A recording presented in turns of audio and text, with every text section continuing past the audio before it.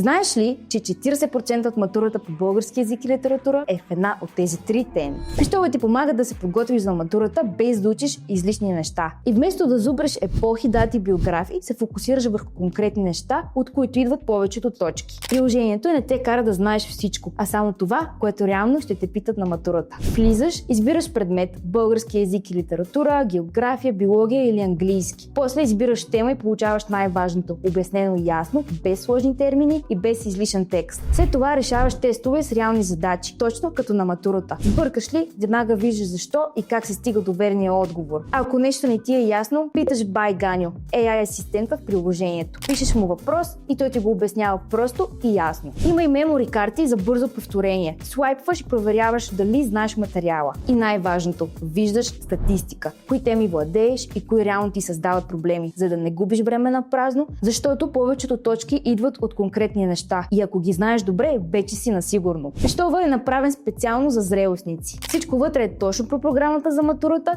без излишно, само най-важно. И ако ти се подготвиш за матура и искаш да учиш по-умно вместо повече, свали си безплатно Пищова от линка в биото.